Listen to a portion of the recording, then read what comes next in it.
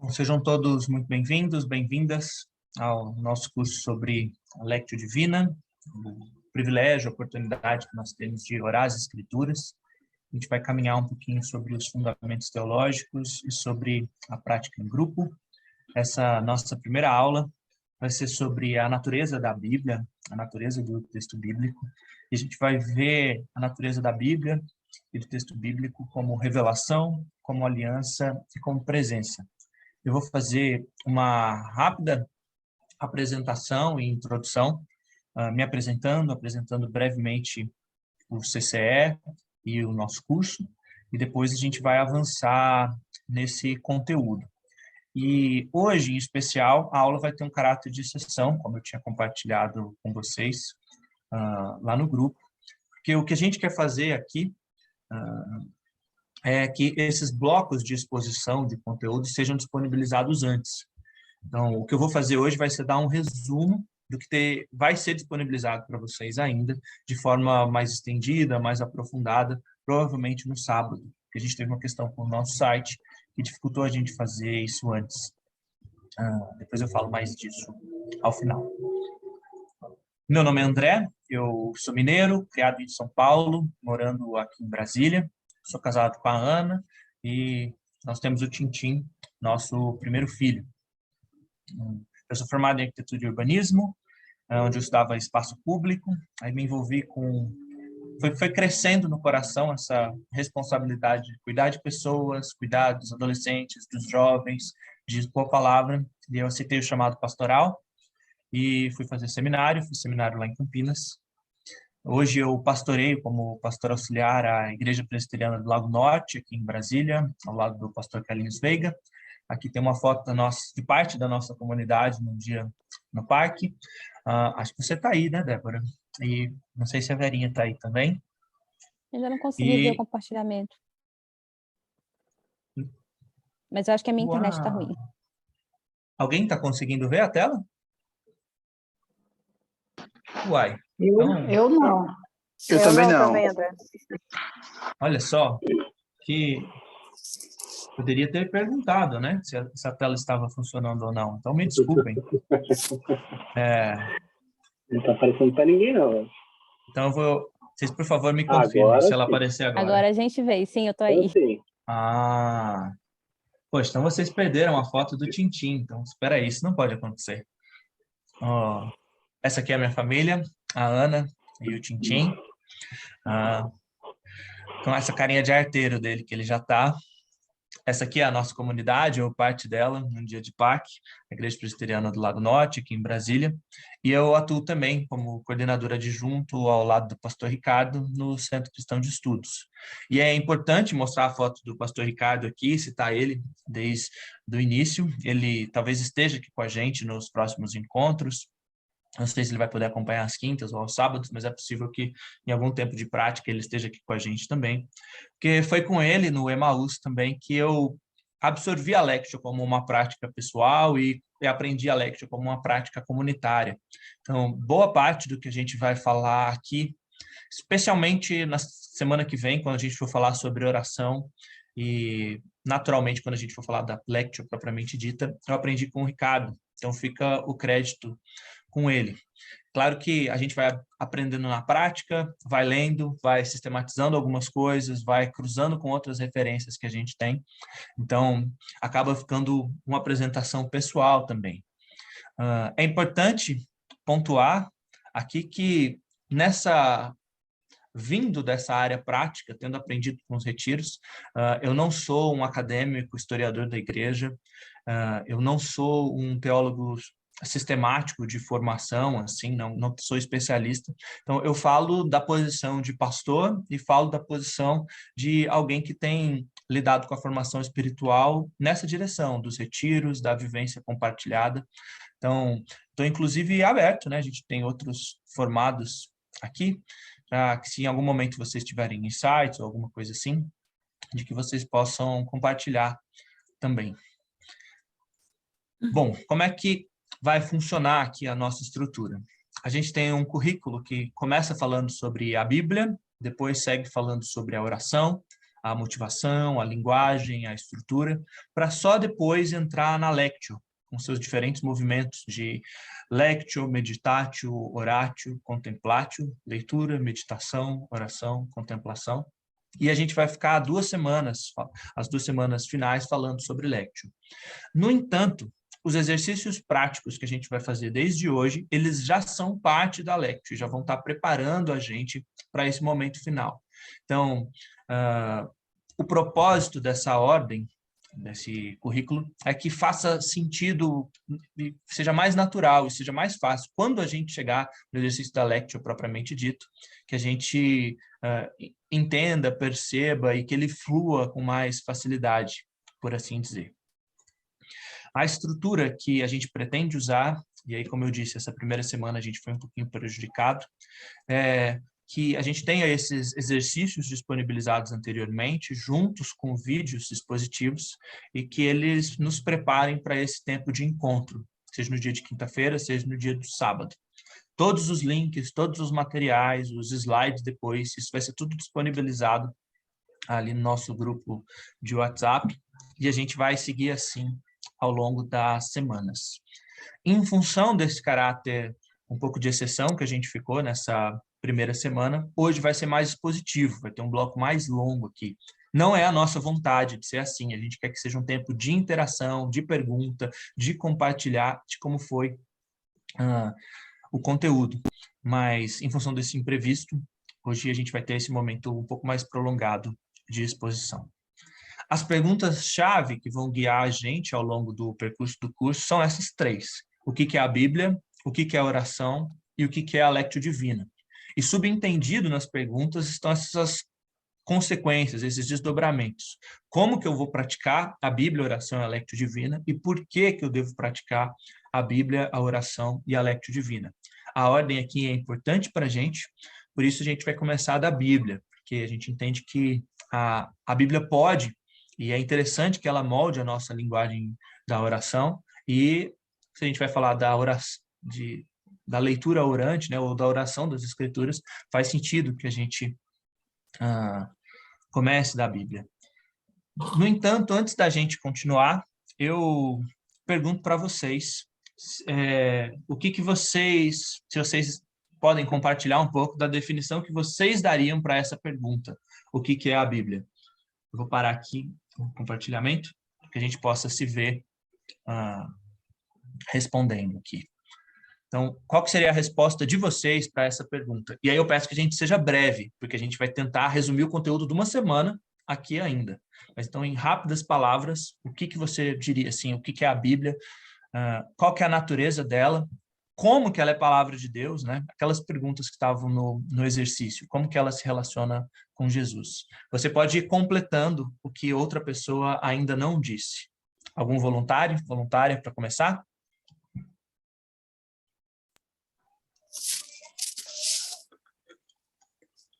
Eu coloquei que ela é uma sistematização escrita e inspirada da revelação de Deus dada para a humanidade. Legal. Escrita, inspirada, revelação. Palavras boas.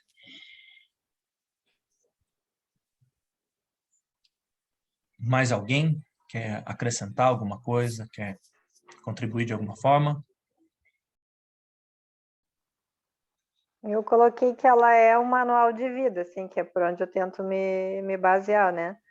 E que é isso, formas que Deus encontrou de conversar com a gente inspirado todas as pessoas que escreveram, né, em diversos momentos históricos, de diversas formas, sempre inspirado pelo agir do Espírito Santo.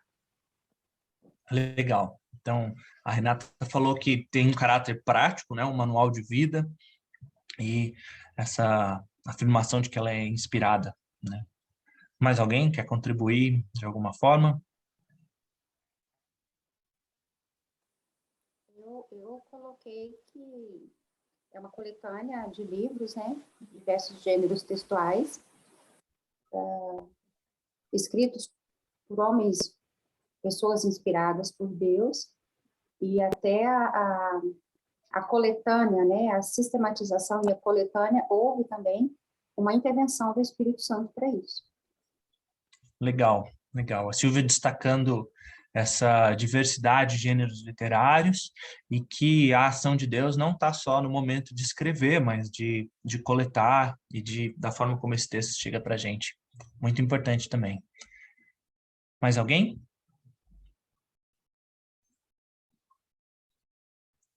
Bom, então a gente vai avançar e espero que ao final de hoje a gente tenha algumas outras percepções que ajudem a gente a elaborar essa resposta e aumentar essa reflexão ainda mais, aprofundar esses temas ainda mais. A tela está funcionando? Ok. Sim. Né? Está sim. Vamos conferir toda vez, então, para evitar avançar. Bom, a gente vai começar olhando para essa noção da Bíblia como revelação. A gente vai passar, só reafirmando, né? A gente vai passar bem rápido, talvez você sinta que ficou até um pouco superficial alguns trechos. Isso se dá em razão da gente ter gravado esses vídeos antes, depois vocês podem voltar e ver esses vídeos com mais calma, com mais profundidade. Tá bom? O momento final aqui, o que vai receber mais nossa atenção é a Bíblia como presença. Então, aqui como revelação é o ponto que talvez seja mais comum para todos nós, a gente vai passar ainda mais rápido. O início da nossa provocação aqui diz respeito a essa forma que nós olhamos para a Bíblia. Tem um autor que tem me impactado muito, que diz que a maneira como a gente entende o relacionamento entre Deus e o mundo naturalmente vai moldar a forma que a gente vê o relacionamento entre Deus e a Bíblia, entre nós e a Bíblia. Ele diz que a nossa concepção da metafísica, né, esse além do físico, além do material, além do químico, físico, biológico, histórico, naturalmente molda a nossa hermenêutica, a maneira como a gente lê e interpreta o texto. A maneira como a gente olha para o relacionamento de Deus com o mundo afeta a maneira como a gente vê as Escrituras. E aqui essas perguntas trazem vários disso, né? Várias dessas questões, assim, como a gente olha para a natureza do ser, quem nós somos, o que é uma pedra, o que é uma árvore, o que é um animal, o que sustenta essas coisas, o que criou essas coisas, como elas existem, qual a dependência que elas têm ou não de Deus, o que significa nós sermos criaturas e Deus criador, qual que é a nossa relação com Deus, com o tempo, com o espaço, categorias tão básicas, tão fundamentais, que a gente normalmente nem reflete sobre elas, a coisa vai no automático. Qual que é a relação de Deus conosco, com o tempo e com o espaço? A maneira como a gente enxerga essas relações, conscientes ou não, intencionalmente ou não, ela vai afetar a maneira como a gente olha para as Escrituras. Então, pensa para um ateu, pensa em alguém que é puramente materialista, historicista, ele só enxerga a realidade a partir desse aspecto. Essa pessoa vai reconhecer que a Bíblia existe, mas vai entender que ela é um documento histórico, que narra a compreensão de que um povo tem, sei lá, de uns mitos ou alguma coisa assim. Pensa em alguém que só enxergue a Bíblia como a experiência que o povo de Israel teve com o transcendente, com a divindade, mas essa pessoa acredita que todos os caminhos levam a Deus. Então, ele absorve um pouco da Bíblia, absorve um pouco do Alcorão, absorve um pouco de outras tradições religiosas, ele faz práticas budistas e coisas assim, porque a Bíblia é um livro entre outros tantos. A gente não conseguiria concordar com isso, mas essa pessoa está mais próxima da verdade do que o materialista. Tem cristãos que acreditam que a Bíblia é somente palavra de Deus, e ela não tem um aspecto humano. Ela não deve ser contextualizada, ela não precisa ser lida a partir dos seus gêneros literários, do seu contexto, não. É como se Deus tivesse aberto uma nuvem no céu, jogado um texto sagrado e ele tivesse caído aqui e agora. E esse livro não precisa passar por nenhum tipo de processo de extrair o significado, de interpretar e de vivermos ele hoje. Assim. Então, a concepção que a gente tem da relação de Deus com o mundo vai moldar a nossa concepção do texto bíblico, de quais são os propósitos do texto bíblico, de como que a gente dialoga com ele, de como Deus interage conosco através dele. Esse é o nosso ponto principal aqui. O que Deus está fazendo com a Bíblia? Bom, o que a própria Bíblia diz sobre isso? Dentre vários e vários textos, eu selecionei alguns aqui. Por exemplo, o Salmo 119. A tua palavra é lâmpada que ilumina os meus passos e luz que clareia o meu caminho. O salmista entende, né, num salmo longo falando sobre a beleza da Escritura, que a palavra tem uma intenção de guiar os passos dele. A palavra tem esse caráter prático. A palavra é como um guia, como uma luz num caminho escuro que vai nos direcionando. Olha também o profeta Isaías. Assim como a chuva e a neve que descem dos céus e não voltam para eles sem regarem a terra e fazerem-na brotar e florescer, para que ela produza semente para o semeador e pão para o que come, assim também ocorre com a palavra que sai da minha boca. O oráculo, né? Deus falando por meio do profeta Isaías.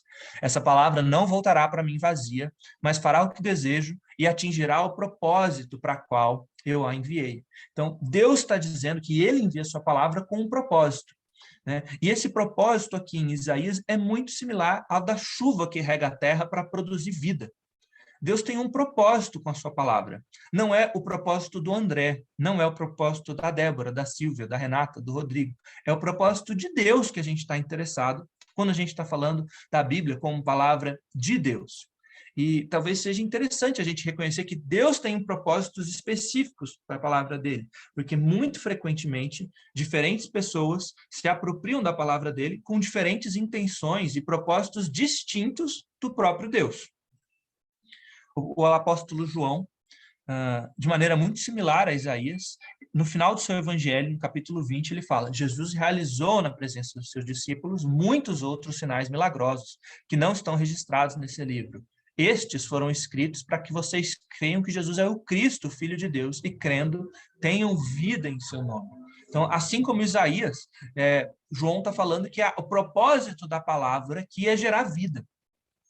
E talvez o texto mais famoso para a gente, nessa direção sobre a Bíblia como revelação e o propósito dela, o texto mais comum seja 2 Timóteo, quando Paulo lembra a Timóteo que desde criança ele conhece as Sagradas Letras, que são capazes de torná-lo sábio para a salvação mediante a fé em Cristo.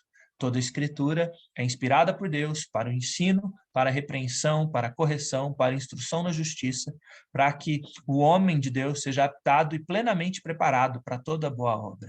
Então, a Escritura é uma palavra de salvação. As Sagradas Letras são palavras para salvação mediante a fé em Jesus Cristo, para que a humanidade esteja apta, esteja preparada, para que homens e mulheres de todas as tribos, todas as línguas, povos, raças, etnias, condições estejam preparados para viver a boa obra de Deus, para desfrutar da vida de Deus e gerar fruto a partir disso.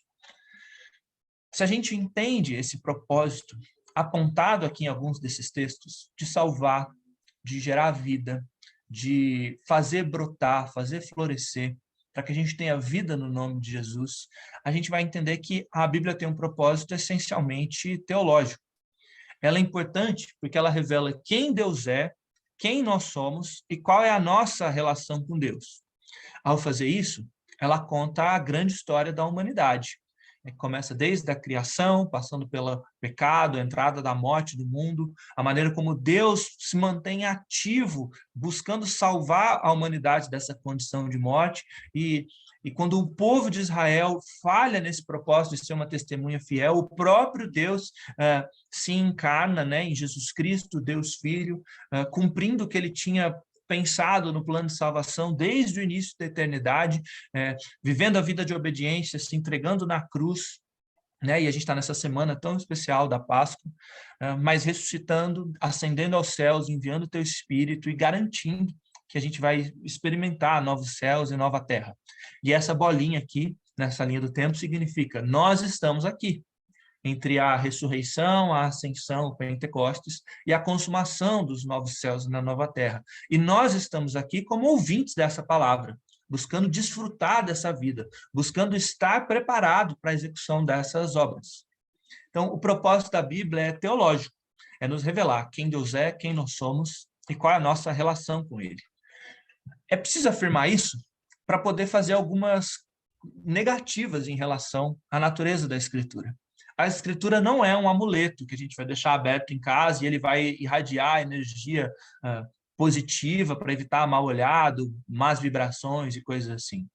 A Escritura Diferente do que era comum na caixinha de promessas, ela não é sorte do dia. Você puxa um versículo solto assim e você lê ele como se fosse o horóscopo para aquele dia. A escritura, ela não é um artigo científico, ela não está escrita nos padrões da historiografia moderna, e seria errado nos aproximar dela achando que a função principal dela é corresponder às nossas expectativas científicas ou históricas.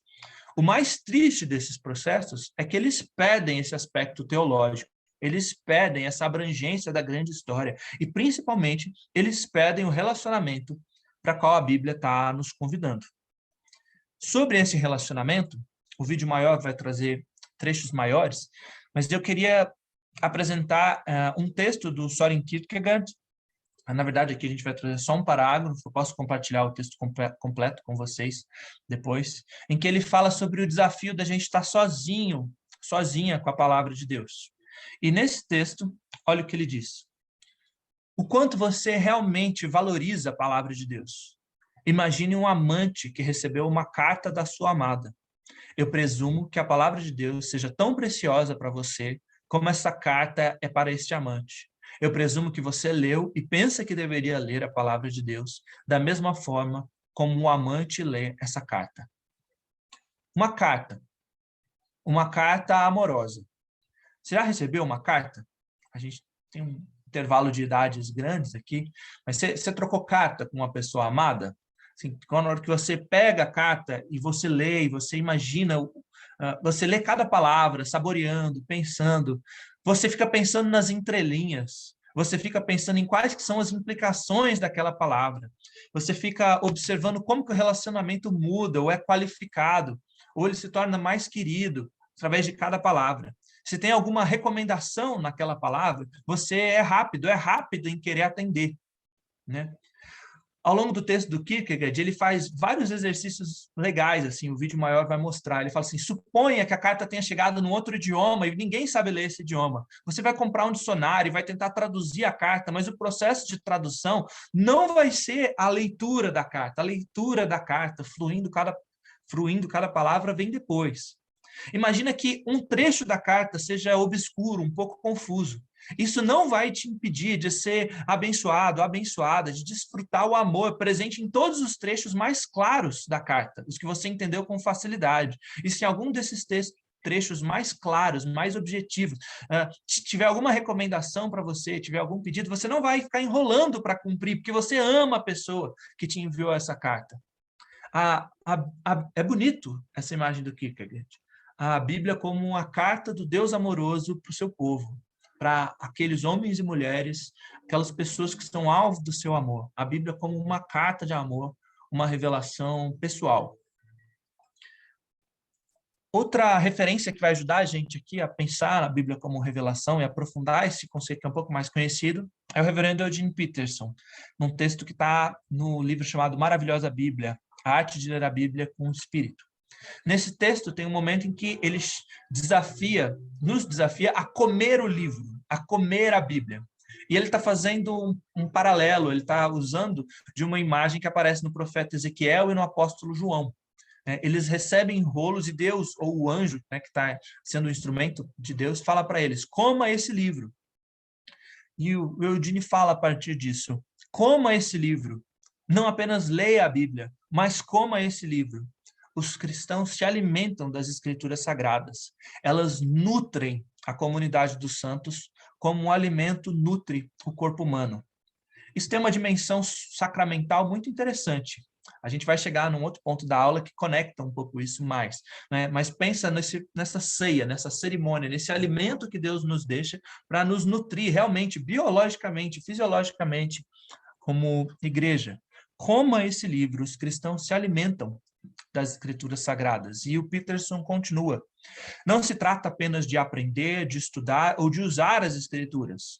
Nós, cristãos, as assimilamos, introduzindo a palavra em nossa vida para que ela seja metabolizada e transformada em atos de amor, em copos de água fresca, em missões pelo mundo inteiro, em cura, evangelismo e justiça em nome de Jesus, em mãos levantadas em adoração ao Pai, em pés lavados na companhia do Filho. Olha que loucura, hoje é quinta-feira do discurso do cenáculo, né? Da cerimônia do lava-pés. Precioso ler isso agora, assim, né? Provavelmente, num momento como esse, Jesus estava lavando os pés dos seus discípulos, assim. E a gente assimila para que seja metabolizado e esse texto na nossa vida se desdobra em atos de amor, copos de água fresca, missões, cura, evangelismo, justiça, adoração, serviço. O Peterson continua e ele fala que essa revelação ela é sempre formativa. Nós não ficamos sabendo mais, nós passamos a ser mais. Não é um mero fornecimento de informações, é revelação, é concedida a nós de modo pessoal, nos dando acesso a algum mistério, nos contando ao pé do ouvido o que significa viver como homens e mulheres criados à imagem e semelhança de Deus. Pare e pense um pouco nessa ideia de revelação. Se a gente tivesse um relacionamento, se a gente fosse amigo há longo tempo, e eu chegasse para você e falar, eu tenho uma revelação para fazer, eu preciso fazer uma revelação para você, e eu falasse assim, são 8h32, faria sentido isso? Isso é uma informação, isso é um dado objetivo, não é isso que você espera quando alguém faz uma revelação. Uma revelação expõe o que está dentro, uma revelação traz um segredo, traz uma novidade que gera uma transformação. Tem uma revelação, tal pessoa vai casar. Eu tenho uma revelação, a gente está grávido. Aí eu tenho uma revelação, você conta um segredo e isso aprofunda o relacionamento. Não é só uma questão de ficar sabendo uma nova informação, é uma questão de passar a ser mais íntimo. Ela qualifica de modo especial a relação a partir daquilo. Diante dessa ideia da revelação, qual que é a nossa atitude em relação à Bíblia? Ela é essa carta de alguém que é muito amado? A gente tem pressa em buscar satisfazer o Deus trino amoroso que se revela a nós? A gente deseja e está disposto a comer esse texto, a metabolizar esse texto, a viver esse texto? A Bíblia como revelação. O segundo ponto importante, antes da gente chegar na parte prática, é entender que a Bíblia, além de revelação, ela é um documento da aliança. Ela é uma ação da Trindade, formando um povo, oferecendo liberdade, possibilitando adoração e pedindo uma resposta ética. A Bíblia é um documento da aliança que forma um povo. Quem vai ajudar a gente começar a entender isso um pouco melhor é o Kevin Van Hooser.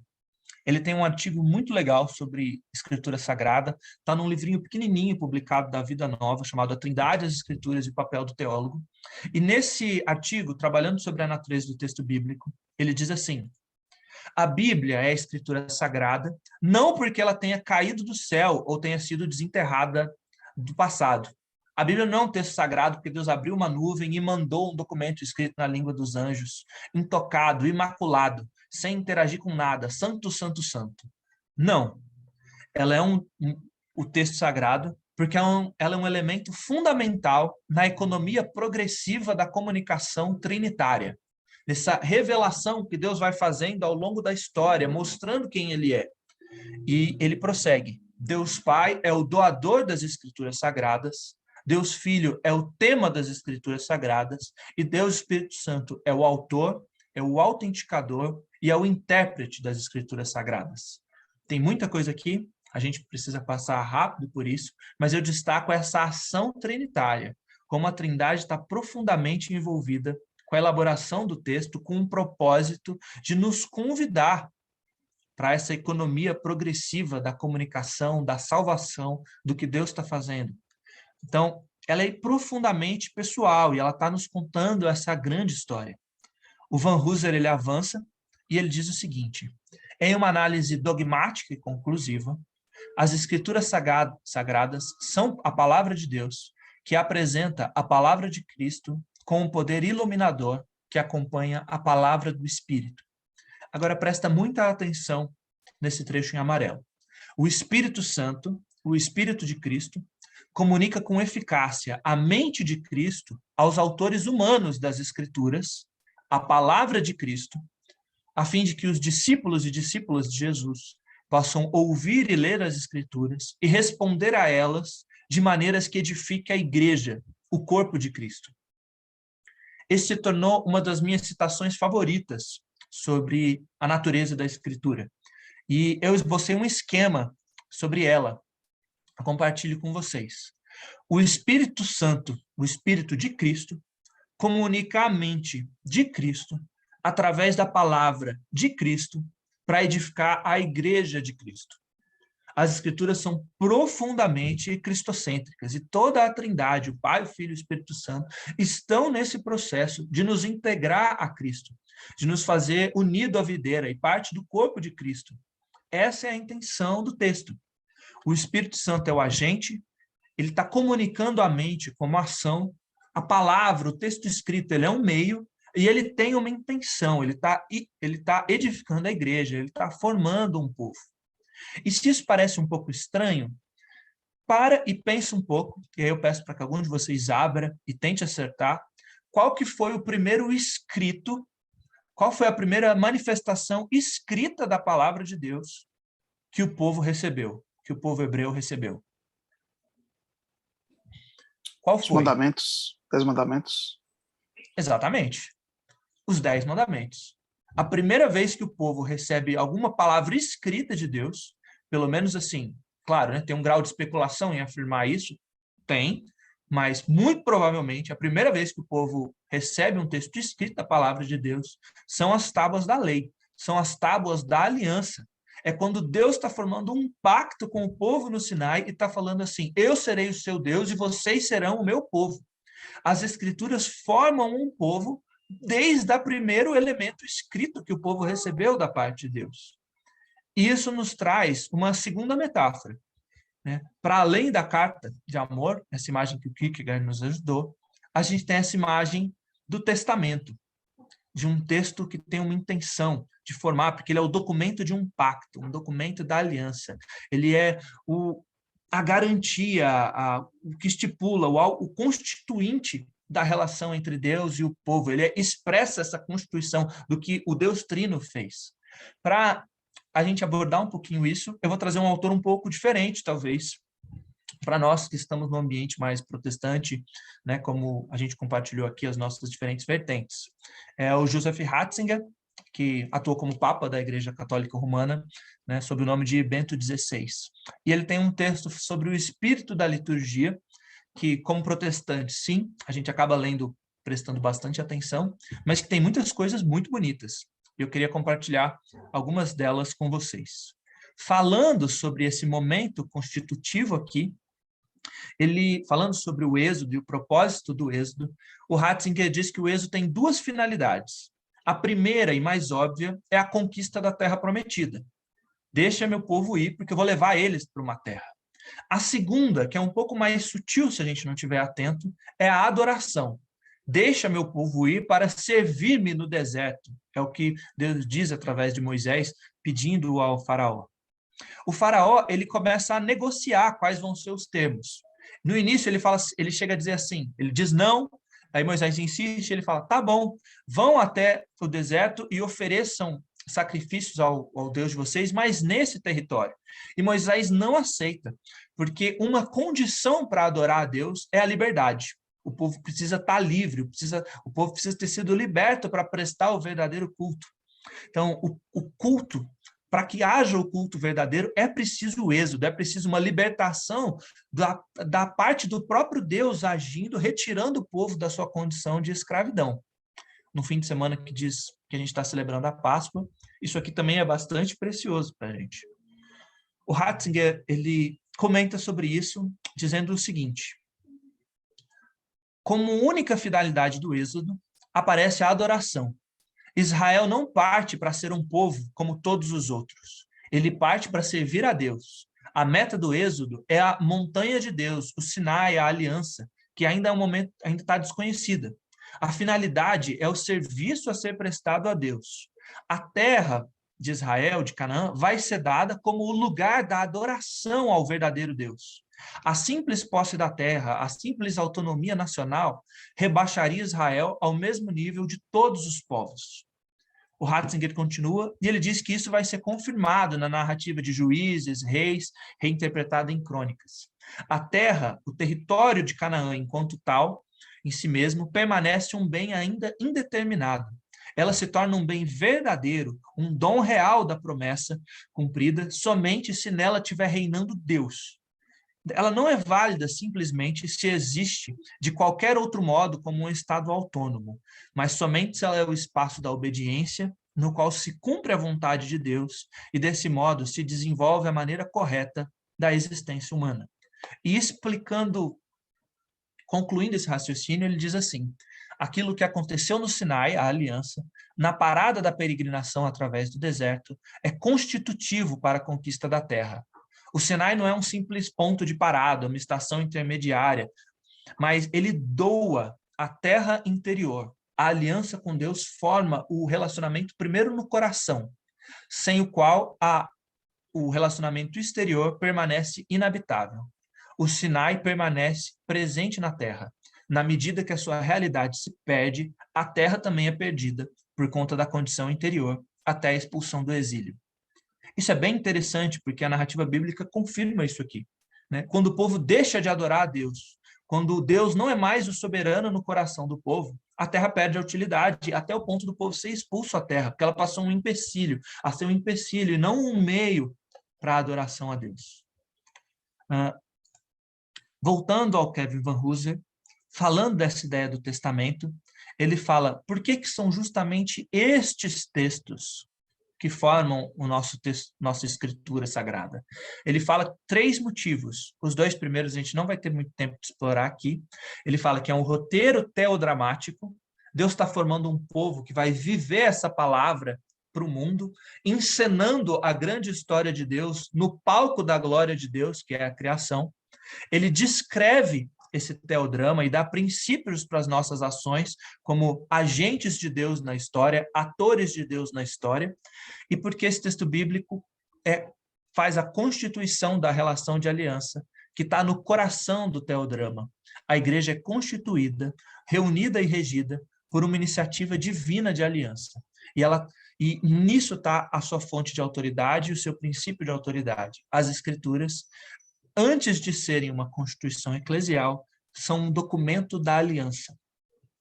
E aí, num trecho longo desse livro, ele começa a mostrar, primeiro, Deuteronômio como um documento que segue os tratados hititas, os pactos feitos entre suceranos e vassalos no Antigo Oriente Próximo, começando com um prólogo histórico, falando o que o sucerano fez em favor do seu vassalo, como Deus, como um senhor dos senhores, libertou Israel e o abençoou. As estipulações do que se espera desse vassalo. Ouve, ó Israel, o Senhor é seu único Senhor, você o amará de todo o teu coração, de toda a tua força, todo o teu entendimento. As sanções com as bênçãos e maldições que vão decorrer do resultado da obediência ou da desobediência, e a providência de Deus garantindo cópias desse documento para que essas leituras públicas sejam feitas e relembre o povo da aliança.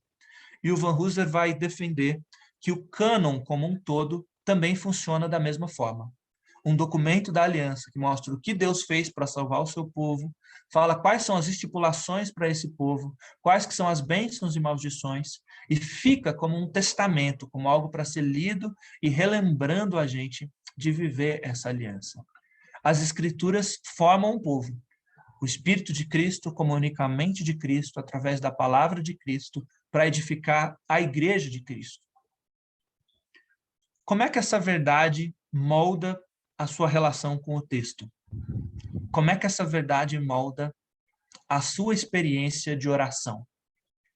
Você percebe essa ação do Espírito comunicando a mente através da palavra, te unindo a um povo, onde você vai ser parte dele, a gente vai compartilhar a nossa vida edificando uns aos outros, como Paulo diz em Efésios 4, em 1 Coríntios 12.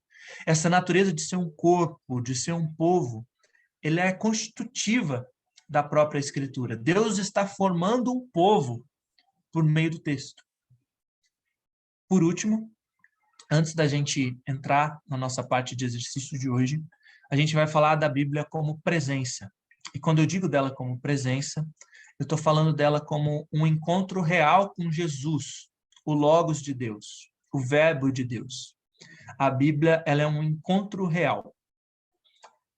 Para isso, a gente vai voltar a Eugene Peterson e ele pede que a gente imagine um galpão. Ele está usando uma ilustração dada primeiro pelo Karl Barth e Walker Percy, 2 teólogos, 2 pastores do século passado.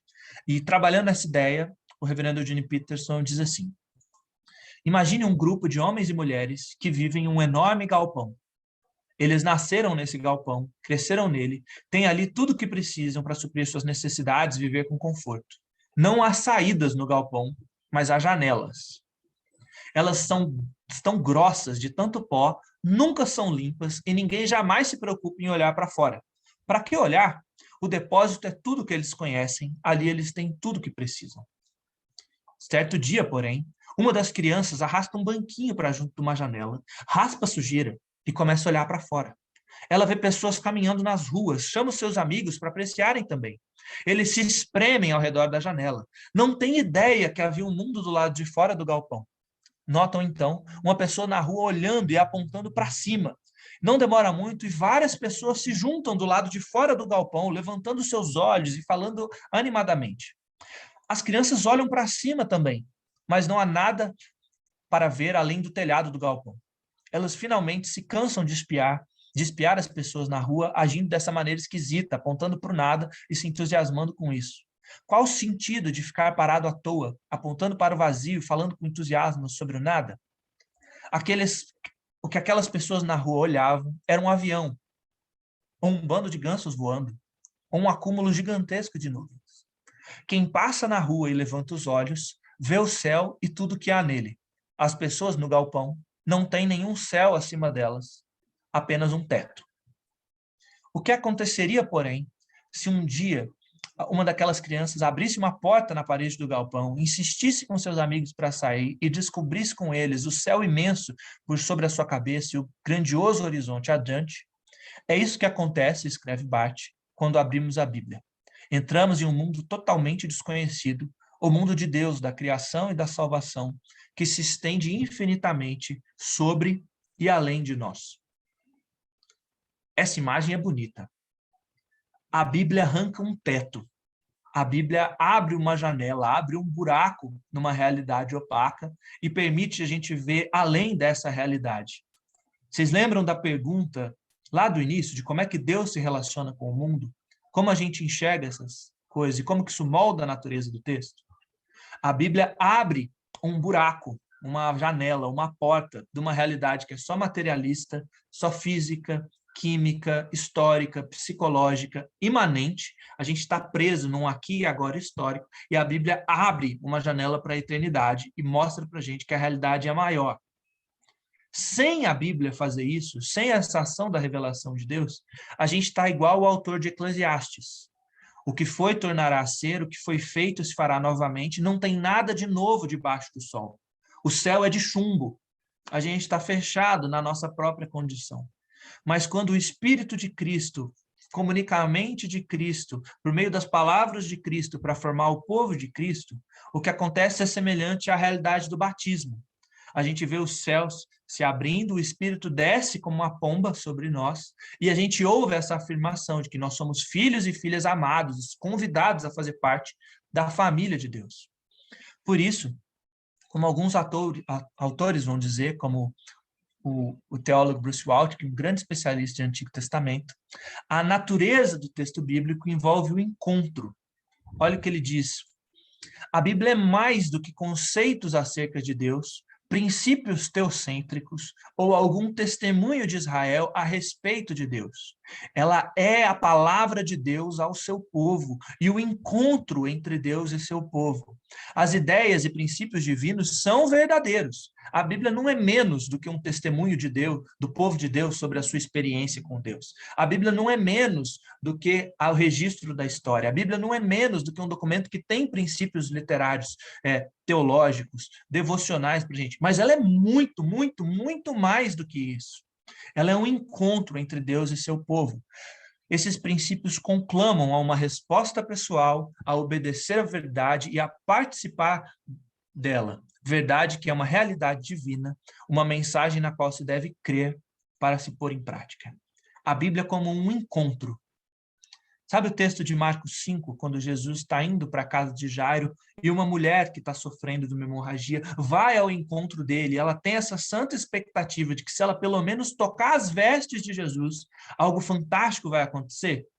A Bíblia é esse tipo de encontro entre nós e o Cristo vivo. Quando a gente se coloca diante dela, coisas fantásticas podem acontecer. Eu queria aprofundar um pouquinho mais essa ideia, trazendo as colaborações de um autor chamado James Altius.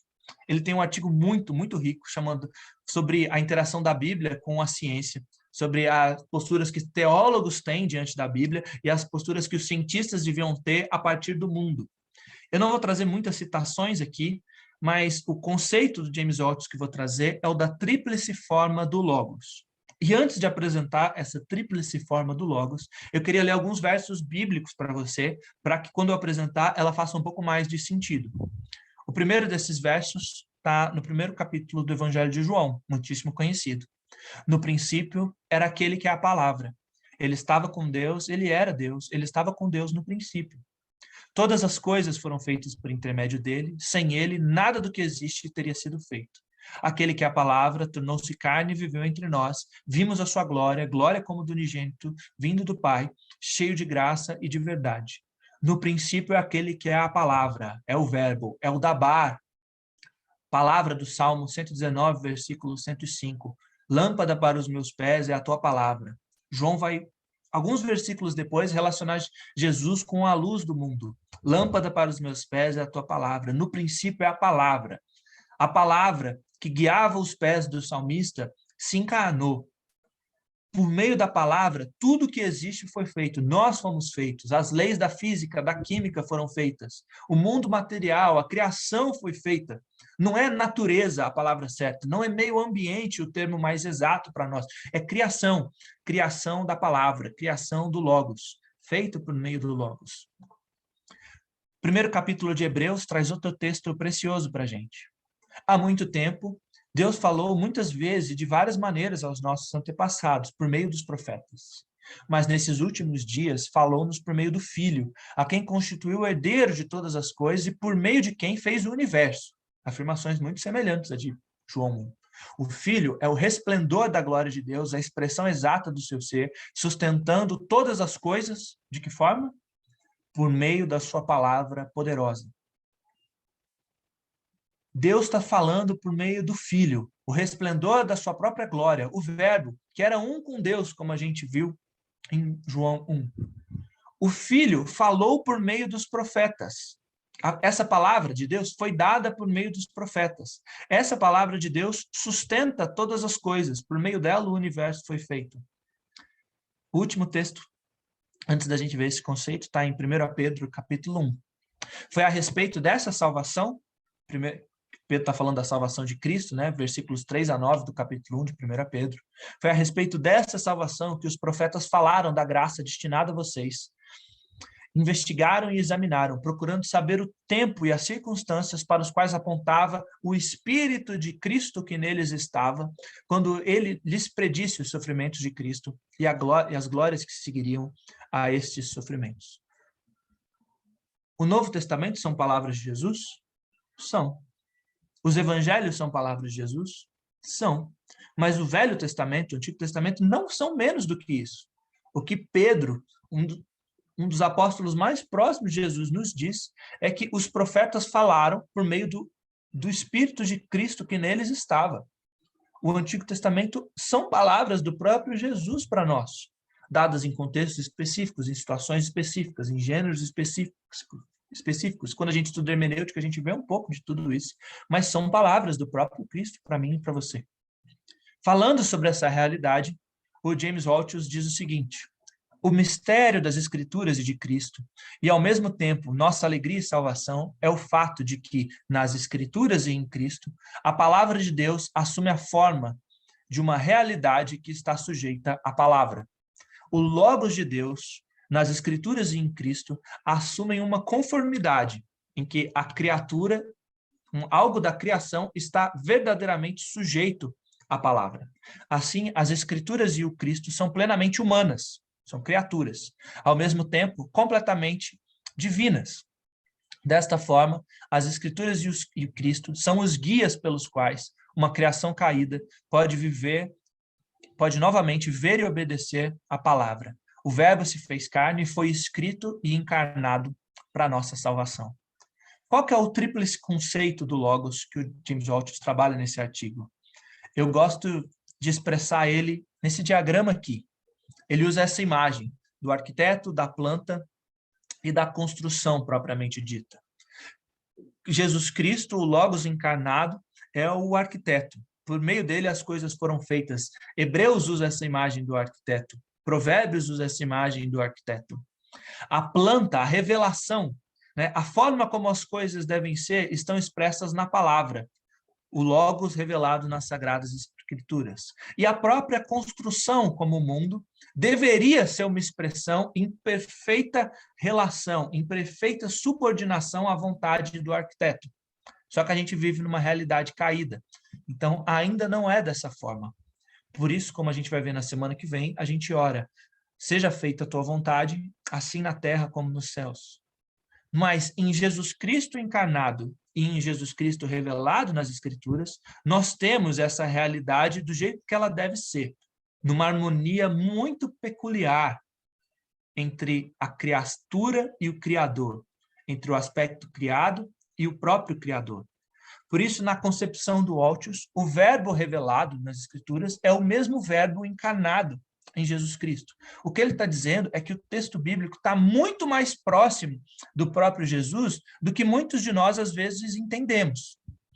E aí, caminhando para encerrar, eu trago 3 outras contribuições para ajudarem a assentar essa ideia. A primeira é do próprio reverendo Peterson, fazendo um prefácio para um livro do Hans Bosman, vou citar ele daqui a pouquinho, e ele diz assim: a Bíblia como um todo vem a nós na forma de uma narrativa, e eu penso nessa narrativa como uma contação de história encarnacional. Ele fala do storytelling encarnacional. Deus revela a si mesmo em forma humana. A palavra se fez carne e vimos a sua glória como do único Filho do Pai. O que Hans Bosman, ele está fazendo o prefácio do livro desse autor, chama de um storytelling sacramental. Guarda essa palavra, ela vai ser importante para a gente daqui a pouco, mas guarda também encarnacional. O que Bruce Waltke diz, muito parecido com isso, falando que a inspiração das Escrituras também é um processo encarnacional, é o seguinte: Peter Enns, ele está fazendo uma citação de um outro teólogo, destaca a dimensão humana das Escrituras. Com outros teólogos, ele compara a encarnação das Escrituras à doutrina calcedônia da encarnação de Cristo. O Concílio de Calcedônia foi o que discutiu as duas naturezas de Cristo, como sendo verdadeiramente humano e verdadeiramente divino. E o que o Waltke está dizendo, usando Peter Enns e outros teólogos, é que a encarnação das Escrituras, a semelhança à doutrina calcedônia, é que a Escritura também é verdadeiramente divina e verdadeiramente humana. E aí a gente tem 2 riscos, né? Se a gente entende isso. A gente tem pessoas que caem no risco de errar a divindade das Escrituras. Isso é um documento humano. Isso é registro de um povo. Isso é só um documento histórico. E a gente tem o risco de negar o lado humano, o contexto histórico, o gênero literário, a liberdade que Deus deu para o autor inspirado trabalhar sem anular o próprio autor. Tudo isso. Um pouquinho mais à frente, o Waltke vai fazer uma afirmação ainda mais ousada de que a iluminação, a luz do próprio Espírito que a gente recebe quando lê o texto, também é encarnacional, porque nós somos humanos e o Espírito Santo nos ilumina. Então, a gente tem a ação divina quando nós lemos o texto também. Não só no processo de inspirar, não só no conteúdo, mas também no nosso processo de leitura. Para encerrar e ir para o nosso exercício, a gente tem um tempinho de compartilhar, eu queria trazer a contribuição do Hans Bosman, o autor para quem o Peterson estava fazendo o prefácio, mas num outro livro dele, que ele chama de Participação Celestial, Tecendo uma Tapeçaria Sacramental. Nesse livro, ele faz uma distinção entre símbolo e sacramento, e é essa distinção que eu queria trazer aqui. Para o Hans Bosman, ele escreve como um reformado, que também está estudando muito os anglicanos. Existe uma distinção entre símbolo e sacramento. O símbolo, ele aponta para algo. Então, por exemplo, quando nós estamos dirigindo numa rodovia e a gente vê uma placa, que é um losango amarelo com uma imagem de uma capivara, isso significa para nós que pode haver capivaras na pista. Dirija com cuidado, dirija com atenção. Um animal silvestre pode invadir a pista. Essa placa não tem nada em comum com a capivara. Ela não está conectada com a capivara em nenhum outro sentido que não seja esse linguístico, apontando para a capivara. Para o Hans Bosma, a diferença entre o símbolo e o sacramento é que o sacramento participa da realidade para o qual ele aponta. Ele não simplesmente traz a memória. Ele não simplesmente é o símbolo externo de uma realidade interna. Ele participa para a realidade do qual ele aponta. Você pode ler depois com calma, por exemplo, 1 Coríntios 10, versículo 16. O apóstolo Paulo está falando da participação da ceia, ele fala assim, eu não quero que vocês participem das ceias nos templos pagãos, porque senão vocês vão estar entrando em comunhão com demônios. Mas porque vocês não sabem que o cálice da bênção que abençoamos é uma participação no sangue de Cristo e que o pão que nós abençoamos é uma participação do corpo de Cristo. Discutindo um pouco dessa teoria, dessa percepção sobre os sacramentos, alguns autores analisaram historicamente que antes da igreja entrar nas discussões que são um pouco mais comuns na nossa discussão sistemática sobre os sacramentos, o que acontece ali? É uma transubstanciação? O pão vira sangue, o corpo, o vinho vira sangue, o corpo vira carne, ou não, é só uma memória, ou não, é uma presença mística. O que acontecia era mais ou menos o seguinte. Você lê 1 Coríntios, tem três corpos de Cristo. O corpo de Cristo ressurreto, assentado adiante, ao lado do Pai, 1 Coríntios 15. O corpo eclesiástico, que é a igreja, Coríntios 12. O corpo eucarístico, que está ali no pão da ceia. E o que a igreja faz é que ela se ajunta como corpo de Cristo, olhando e desejando e adorando o corpo exaltado de Cristo, encarnado, ascendido à direita de Deus Pai. E quando ela olha para o corpo de Cristo ali no pão, e ela celebra a Eucaristia diante do Cristo ressurreto, o que acontece é que a igreja, eu e você, a comunidade é transformada em corpo de Cristo, porque ela participa, ela está numa comunhão especial, real, com o Cristo exaltado nos céus. Isso é diferente de só trazer a memória. Isso é diferente de quando a gente fala sobre presença real, mas não sabe fazer uma distinção entre a onipresença e uma presença real. Símbolo e sacramento. E a pergunta para a gente aqui, no contexto específico, e o texto bíblico? Ele é o quê? Ele é símbolo? Ele aponta para Cristo? Ou ele é sacramento? Ele participa da realidade do próprio Cristo. Ele está em comunhão muito especial e muito significativa com a própria pessoa de Jesus. Para encerrar a aula, e convidando vocês a pegarem os papéis, para daqui a pouco a gente interagir, eu queria ler um texto. E a minha proposta vai ser que a gente, ao ler esse texto, a gente pense sobre o que a gente viu até agora e a gente escreva uma oração. O texto está em Mateus 8. Eu vou ler uma vez e convido vocês a acompanhar a leitura aqui nos slides, mas depois eu vou ler mais 2 vezes e convido vocês a fechar os seus olhos e a pensar sobre esse texto, a se colocar ali nessa cena. O texto diz assim, está no Evangelho segundo Mateus, capítulo 8, a partir do versículo 5. Entrando Jesus em Cafarnaum, dirigiu-se a ele um centurião, pedindo-lhe ajuda, e disse, Senhor, meu servo está em casa, paralítico, em terrível sofrimento. Jesus lhe disse, eu irei curá-lo. Eu vou lá pessoalmente. Eu vou lá encarnado, com meu corpo.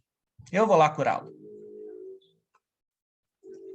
Respondeu o centurião, Senhor, não mereço receber-te debaixo do meu teto, mas dize apenas uma palavra, e o meu servo será curado. Pois eu também sou um homem sujeito à autoridade, com soldados sob meu comando. Eu digo a um, vá, e ele vai. E a outro, venha, e ele vem. Eu digo ao meu servo, faça isso, e ele faz.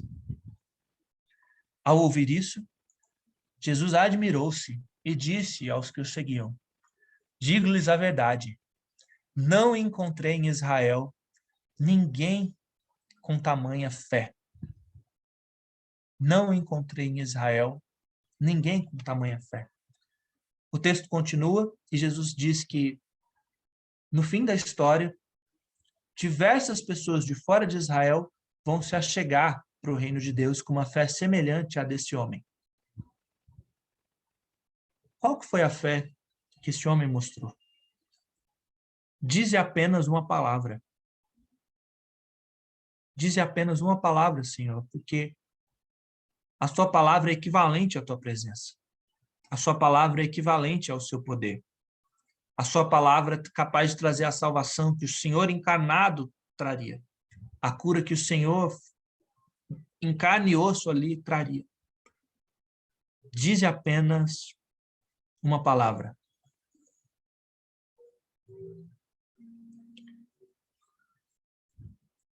Eu vou convidar a gente a ficar em silêncio.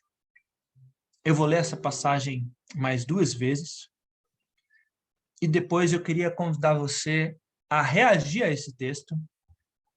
E você pode trazer, é claro, outras coisas que a gente conversou ao longo coisas que foram expostas aqui ao longo da aula, mas falando sobre essa realidade da palavra. Escreve uma oração em gratidão a Deus, em reação a esse texto. Talvez você seja impactada pela linguagem que aparece aqui, pela fala do centurião, pela fala de Jesus, pela resposta do centurião e a resposta de Jesus, mas reagindo em resposta a esse texto, aos outros textos que a gente viu sobre a natureza da palavra, escreve uma oração sobre o que a Bíblia é para você, agradecendo o que Deus está fazendo por meio dela. Esse vai ser o nosso exercício hoje. Vamos ficar em silêncio.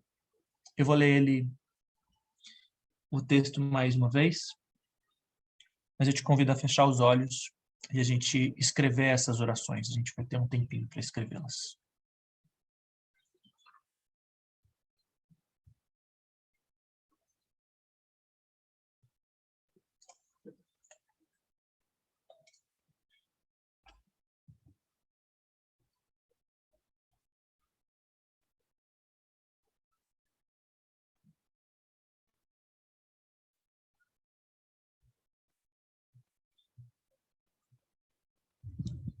Entrando Jesus em Cafarnaum, dirigiu-se a ele um centurião, pedindo-lhe ajuda.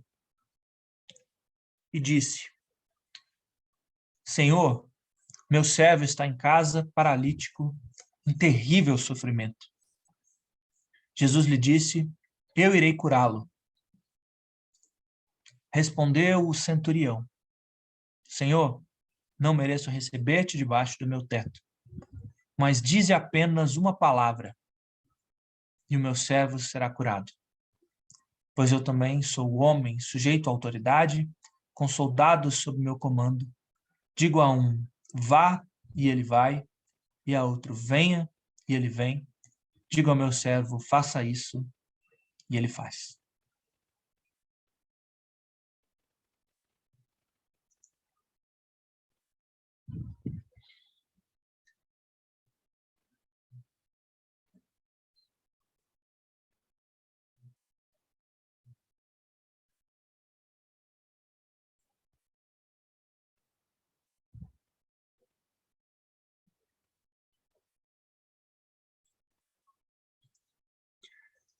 Entrando Jesus em Cafarnaum, dirigiu-se a ele um centurião, pedindo-lhe ajuda. E disse, Senhor, meu servo está em casa, paralítico, em terrível sofrimento. Jesus lhe disse, eu irei curá-lo. Respondeu o centurião, Senhor, não mereço receber-te debaixo do meu teto, mas dize apenas uma palavra, e o meu servo será curado. Pois eu também sou um homem sujeito à autoridade, com os soldados sob o meu comando. Digo a um, vá, e ele vai, e outro, venha, e ele vem, diga ao meu servo, faça isso, e ele faz.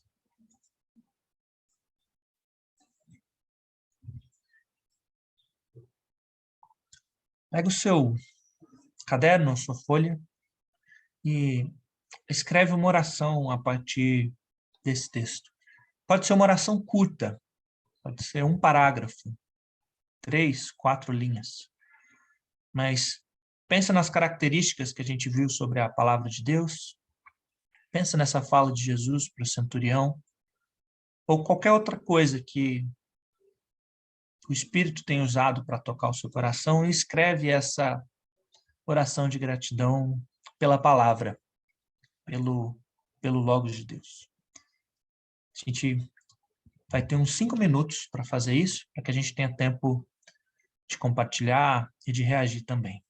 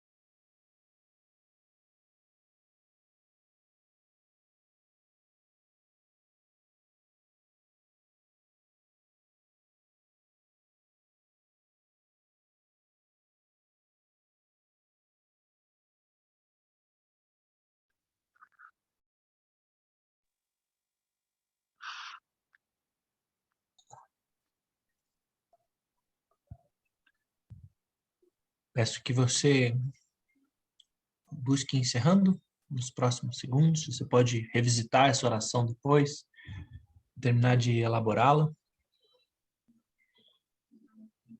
Mas que a gente tenha tempo de reagir um pouco e compartilhar um pouco. Peço que você busque encerrá-la. Pelo menos fazer uma pausa aí no processo de escrevê-la.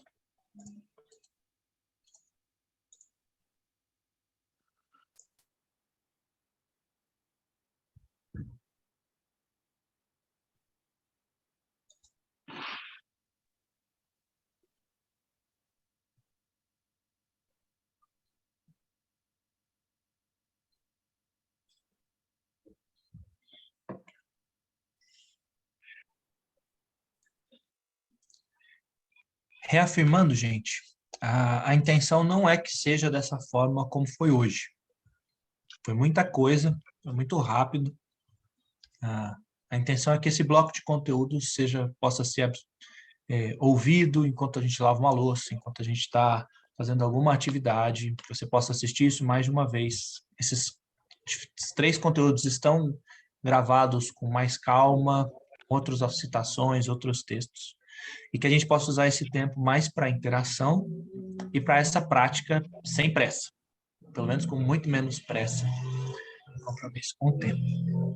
Mas hoje, de fato, a gente ficou um pouquinho prejudicado, novamente peço perdão, mas ia ser legal encerrar ouvindo primeiro algumas das orações, ou pelo menos uma frase principal, ou uma ou 2 frases principais dessa oração, até onde você conseguiu escrevê-la, para a gente compartilhar. E aí o que nós faremos vai ser o seguinte. Não, acho que a gente ainda tem algum tempo, bom? Não precisamos ter pressa. Alguém se voluntaria a ler o que escreveu, ou pelo menos uma ou 2 frases principais do que escreveu para nós?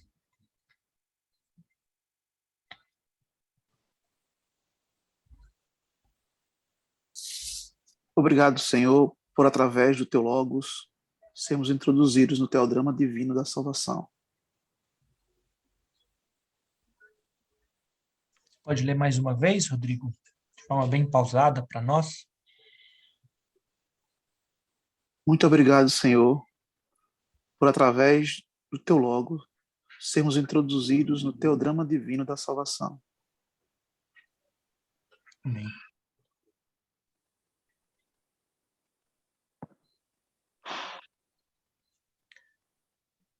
Mais alguém gostaria de ler para a gente?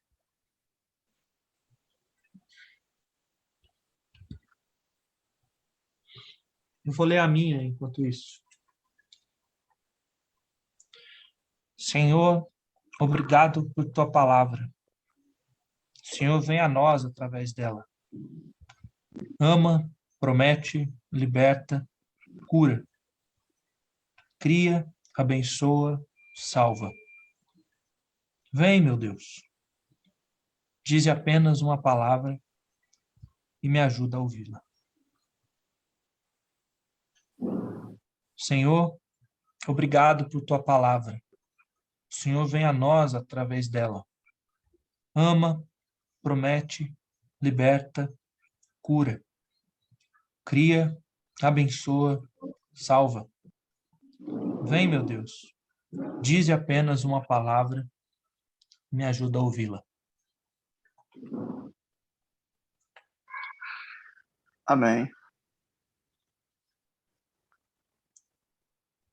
Mais alguém gostaria de... Uma palavra. Com apenas uma palavra, o Senhor se faz presença. O Senhor se fez milagre. O Senhor fez luz, terra, firmamento. Obrigada por ser a palavra que tudo pode no universo e também em minha vida. Uma palavra. Com apenas uma palavra, o Senhor se faz presença. O Senhor se faz milagre. O Senhor fez luz, terra, firmamento. Obrigada por ser a palavra que tudo pode no universo e também em minha vida. Amém. Pode falar, André? Pode, Mary, fique à vontade. Obrigada, Senhor, porque não mereço receber-te debaixo do meu teto. No entanto, me invades com a tua palavra e a tua mansa e poderosa presença. que eu o honre com tamanha fé.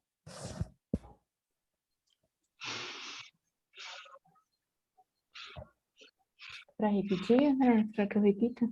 Por favor. Vocês estão me ouvindo agora? Sim, William, está funcionando. Espere só a Mary repetir a oração dela, por favor. Obrigada, sim. Oh, desculpa, gente. Imagina. Obrigada, Senhor, porque não mereço receber-te debaixo do meu teto. No entanto, me invades com a tua palavra e a tua mansa e poderosa presença, que eu o honre com tamanha fé. Amém. Amém. William, se você quiser compartilhar o seu agora, por favor, fique à vontade. Fiz uma gambiarra aqui. É bem-vindo. Logado no celular, no computador ao mesmo tempo.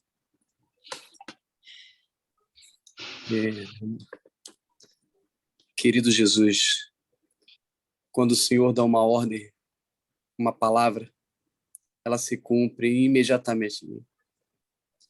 Onde a tua palavra chega, tu estás ali e se torna real. Que eu me encontre e tenha um relacionamento íntimo contigo, diariamente, através da leitura das Santas Escrituras. Em teu nome eu oro. Amém. Amém. Você lê mais uma vez para nós, William?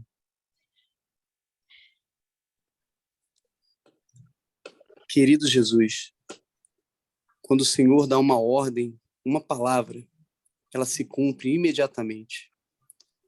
Onde a tua palavra chega, tu estás ali e se torna real. Que eu me encontre contigo e tenha um relacionamento íntimo contigo diariamente, através da leitura das Santas Escrituras. Em teu nome eu oro. Amém.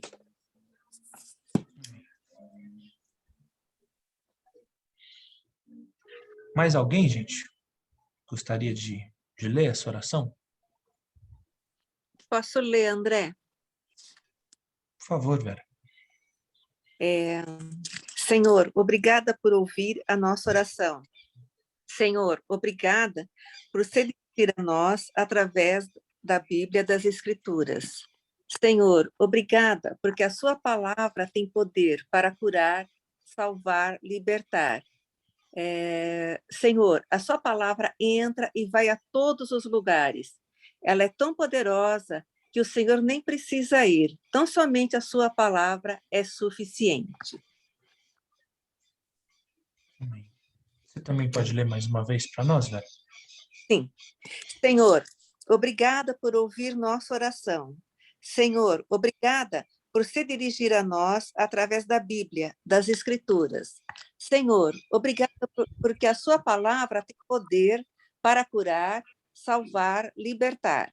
Senhor, a sua palavra entra e vai a todos os lugares. Ela é tão poderosa que o Senhor nem precisa ir. Tão somente a sua palavra é suficiente. Amém. Você gostaria de ler a sua, Verinha? Ai. Oi? Estamos te ouvindo. Não, não consegui, não. Tá bom. Não, fique tranquila, fique em paz. Tá bom. Nós temos poucos minutos, gente, até o nosso horário combinado. Então, o que eu queria sugerir é o seguinte. Eu vou fazer um pequeno fechamento aqui e a gente vai fazer uma oração encerrando o tempo de aula. Para caso você tenha algum compromisso, talvez você esteja cansado do dia de trabalho intenso, você possa sair, ficar à vontade, sem se constranger. E como a gente não teve um tempo de dúvidas, de externar, se você quiser ficar depois dessa oração, a gente pode ficar mais uns 15 minutos e conversar sobre o conteúdo, para que a gente tenha pelo menos um pouquinho de tempo, tá bom? Então, o fechamento que eu queria fazer é que esse exercício que a gente acabou de fazer ainda não é a lectio, mas nós oramos e começamos a ser inspirados, a motivados pela oração a partir do texto bíblico. essa compreensão que a palavra vem como presença, que a palavra vem com poder, de que a autoridade está presente na palavra, a cura, a salvação, o desejo de formar um povo, a palavra faz o pacto da aliança. Isso tudo vai ser muito importante para, na continuidade do exercício, a gente receber os textos da Lectio como palavra, como presença. Outro ponto muito importante, e que você talvez já tenha notado, é que quando a gente ora a partir do texto bíblico, quando a gente ora motivado pela linguagem do texto bíblico, quando a gente compartilha essas orações e a gente ouve as orações uns dos outros, vem um sentimento muito legal, muito precioso, muito curioso, que é assim, caramba, eu gostaria de ter feito aquela frase ali. E isso faz total sentido com o que a gente viu da Bíblia como aliança. A Bíblia como palavra de Deus formando um povo, formando em nós a mente de Cristo por meio da ação do Espírito de Cristo, para que a gente se edifique como igreja. O princípio da Lectio sendo feita em grupo e sendo compartilhada vai trazer muito disso. A liberdade, a possibilidade e até mesmo a responsabilidade de, orando a partir das Escrituras, a gente compartilhar isso, também vai vir muito disso. Então, recebam essas coisas como presente, desfrutem dessas coisas como liberdade e sintam-se incentivadas e incentivados a, mesmo que aparentemente tenha sido simples, aparentemente tenha sido curta, você sentiu que, poxa, a oração da outra pessoa foi mais elaborada, mais poética, né? Num dos nossos grupos do Emaús, a gente tinha uma doutora em literatura que escrevia poesias. Você imagine as imagens, as coisas elaboradas. Mas, às vezes, ela falava, caramba, a outra oração mexeu muito mais comigo do que a que eu escrevi. Assim. Então, na diversidade do povo de Deus, na diversidade das experiências de linguagem, de formação, das vivências que nós tivemos, vão surgir orações respondendo à palavra de Deus, que são orações do povo de Deus. Então, talvez essas sejam as duas coisas ou as três coisas principais que a gente deva levar da aula de hoje. A palavra é revelação, e não só de informação, mas de formação. Deus está nos convidando a sermos mais íntimos dele. Deus está nos convidando a comer e a metabolizar e viver esse texto. É uma carta de amor para a gente reagir de forma pessoal. A palavra, ela é aliança, ela está formando um povo. Isso tem a ver, inclusive, com essa nossa resposta a ela. E por que o ressoar, o ouvir a oração das outras pessoas, mexe tanto conosco. E a palavra, ela é esse encontro. Ela não é só uma carta. Ela não é só um testamento. Embora ela não seja menos do que uma carta e menos do que um testamento. Ela é bem mais. Porque quando Jesus fala, é como o centurião falou, ele diz apenas uma palavra. Então, por meio do Antigo Testamento, por meio do Novo Testamento, a gente tem um encontro do próprio Deus conosco, porque o Espírito de Cristo vem formar a mente de Cristo por meio da palavra de Cristo, para que a gente seja um povo. Então, o texto também tem duas naturezas, e existe uma presença diferente, né? Deus é onipresente, Deus está em todos os lugares, mas assim como existe uma presença diferente quando a gente se reúne em 2 ou 3 para adorá-lo, quando existe uma presença diferente quando a gente se coloca diante da oração, existe uma presença diferente, muito especial, quando a gente abre as palavras do próprio Jesus para nós. Esse talvez seja o principal, assim, para a gente carregar desse primeiro encontro, dessa primeira semana. Vocês vão receber essas aulas com o mesmo conteúdo que a gente viu aqui, mas um pouco mais longo, mais calmo, com outras referências. Você pode revisitar se você quiser. Mas por hora, eu vou orar encerrando. E aí, se você tiver algum compromisso, ou tiver, por alguma razão, precisar sair, você fique muito à vontade. Se você quiser ficar aqui mais 15 minutos, conversando sobre alguma coisa, alguma dúvida de algum ponto da aula, a gente pode ter esse tempo também. Tá bom? Vamos fechar os olhos, vamos orar. Senhor Deus, obrigado pelo nosso Senhor e Salvador Jesus, Criador de todas as coisas. um com o Senhor. Obrigado porque Ele vem a nós por meio da palavra. Obrigado porque Ele nos une ao Senhor e uns aos outros em aliança por meio da palavra. Obrigado porque o Senhor nos ama a ponto de se revelar e de nos convidar a esse relacionamento pessoal. Senhor, não me permita desprezar ou negligenciar esse grande presente, essa grande graça do Senhor. Dize apenas uma palavra, Deus. Ajuda-me, ajuda meus irmãos e irmãs aqui.